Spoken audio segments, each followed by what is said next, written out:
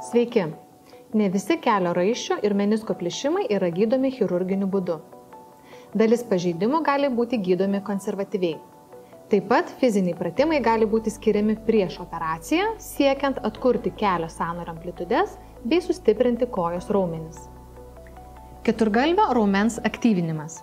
Galime patogiai atsisėsti arba atsigulti, pažeista koja ištiesta ir sutraukiame keturgalvį raumenį. Palaikome 5 sekundės ir atpalaiduojame.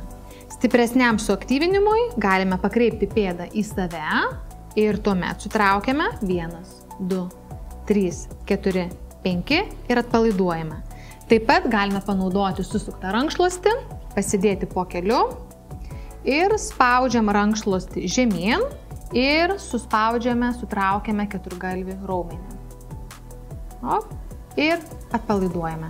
Šį pratimą atliekame 3 kartus po 12 pakartojimų. Pratimas skirtas kelio lenkimo didinimui. Atsisėdame patogiai, pažeista koja ištiesta ir bandome lenkti koją, kiek išeina. Užfiksuojame porą sekundžių ir koją ištiesiame.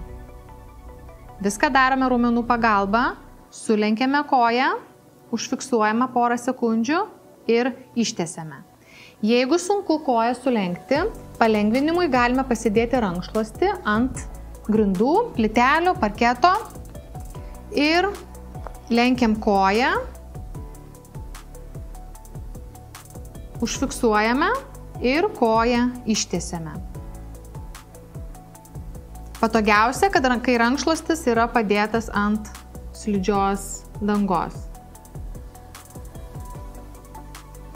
Pratimą atliekame 3 kartus po 10-20 pakartojimų. Pratimas skirtas keturgalvio raumens jėgos didinimui. Atsisėdame patogiai, taip pat galime ir atsigulti. Koja pažeista ištiesta, pėda nukreipta į jus ir iškvėpimo metu pakeliame tiesią koją beveik iki keliuko, užfiksuojame ir ramiai nuleidžiame. Kartojame pratimą. Pasunkinimui, kai šitas pratimas tampa per lengvas, galima naudoti elastinę gumą bei apyrankę svarelį. Pratimą atlikite po 10-20 pakartojimų 3 kartus. Blauzdos raumenų stiprinimui atliekame šį pratimą. Pažeistą ištiestą koją padedame ant volo, taip pat tiktų rankšluostis ar kamuoliukas ir pėdą nukreipiame į save 1-2 ir nuo savęs. Į save 1-2 nuo savęs.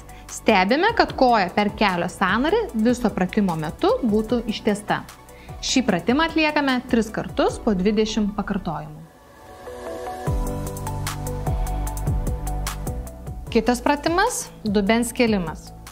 Įtraukiame sėdmenų, pilvo raumenis, pakeliame dubenį į viršų, palaikome kelias sekundės ir lėtai dubenį nuleidžiame. Pakeliame ir lėtai nuleidžiame. Pratimą kartojame 3 kartus po 10-20 pakartojimų.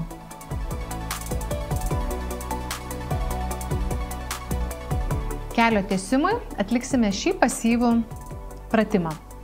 Pastatome pažeistą koją priešais save, ant kitos kėdės, ant stalo, ant sofos ir savo rankomis virš kelio, neskausmingoje vietoje, paspaudžiame keliuką žemyn, iki tol, kol pradedame jausti pakinklio vietoje nedidelį vidutinį tempimą, skausmą. Ir palaikome šitą padėtį nuo 30 sekundžių. Praėjus 30 sekundžių, kelį atpalaiduojame. Ir kartojame pratimą, spustelime iki vidutinio skausmo ir atpalaiduojame. Šį pratimą galima atlikti 3-5 kartus dienoje, po 3 kartus, spaudžiant ir laikant šitą padėtį nuo 30 sekundžių iki minutės.